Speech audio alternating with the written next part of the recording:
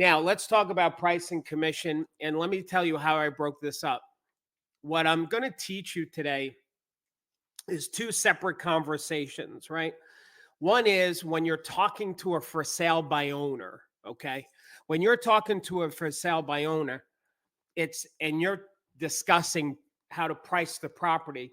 The problem with the FSBO is they think they can sell the house at the same price that an agent that you would sell it at, so therefore they can save the commission. So with with a FSBO, that conversation's different. They have to learn and discover that there's two prices on every house. There's the FSBO price and the realtor price, and why they're different. So I'm going to show you that. The second thing I'm going to teach you is, all right, let's say you've got some listings and your market is shifting. The prices are starting to come down, or they're not going as high as they used to be.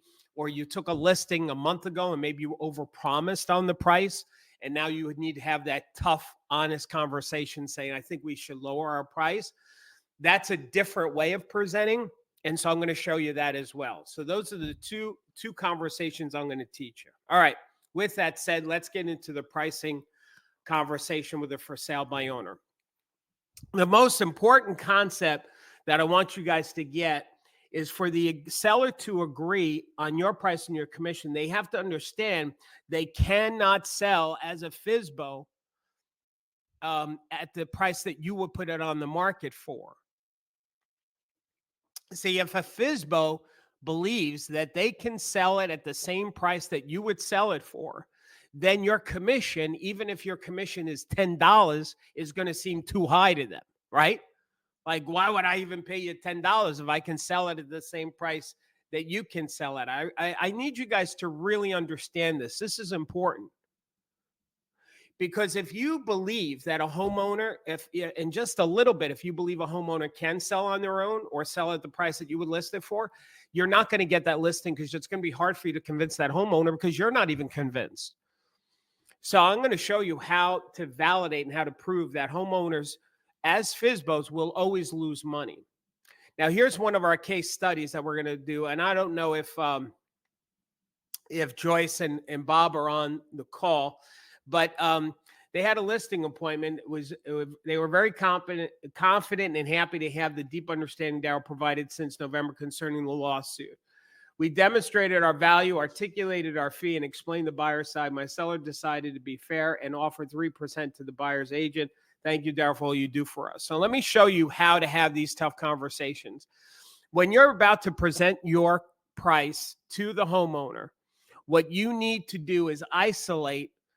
Before you present price, you're going to say this to them. Based on everything you've seen about me and my company and how I market properties, if we should agree on the price, are you ready to hire me? Are you ready to move forward? Do you feel confident in us working together? So I don't care how you say it, but what you want to do is you want to isolate before you present. So watch this, very important. When you're talking to a for sale by owner, before you present your CMA, your pricing, you must ask this question. Based on everything that I showed you, Mr. and Ms. Hanna, do you feel like it's better in us working together than you can continue being a FSBO? If the homeowner says to you, well, it depends on the price that you tell me, that's a red flag. And let me tell you why that's a red flag or a yellow flag in this scenario is because the homeowner is trying to pick the realtor based on the price that the realtor tells them. And that's so incredibly wrong.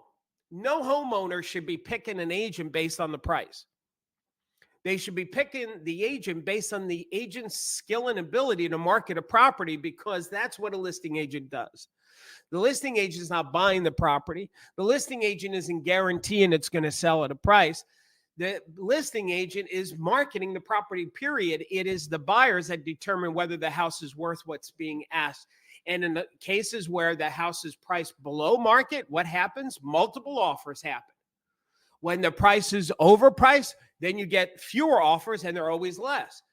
So listing agents, and we need to say that to a homeowner, Mr. Ms. Hanna, you're not hiring. It shouldn't matter what I think the house is worth, because what I think it's worth is my opinion. Now, granted, I have a professional opinion, which is different from an amateur opinion. An amateur opinion would be your friends, your relative, your mother, your father say, I remember when those houses were selling for 50 grand. Now it's probably worth $500,000. So that is the amateur CMA. But Mr. and Mrs. Hana, I'm a professional. I'm going to give you a professional opinion because I list and sell in this market day in and day out. But make no mistakes, I'm still just giving you my opinion. What the actual price is going to be is based on the buyer. Now, what you should be focusing on, Mr. and Mrs. Hanahana, is hiring an agent based on when you're sitting across from an agent, Mr. and Mrs. You want to feel like, you know what, this agent understands marketing. This agent understands promotion. This agent understands how to get people in. Mr. and Mrs. Hanahana, that's what you should be listening for, focusing on, trying to hear, is that agent got that skill and ability and talent for marketing? That's what you look for. Now, I've just spent the past hour and a half here talking about here's how I perceive what I can do for you as your marketing agent. So I'll ask the question again. Based on everything that you've seen about how I market properties, how I and my company, and the skill that I can bring to you, do you feel it's better that we work together, putting price to the side? I understand you're concerned about the price. I'll give you my opinion, but if we put that on the side, based on my skill and ability of marketing, do you feel it's better we work together than you doing this on your own? If they now say yes to that, what does that tell you? They just said yes to signing with me. They said, yes, I can see, Darryl, working with you will be better for us.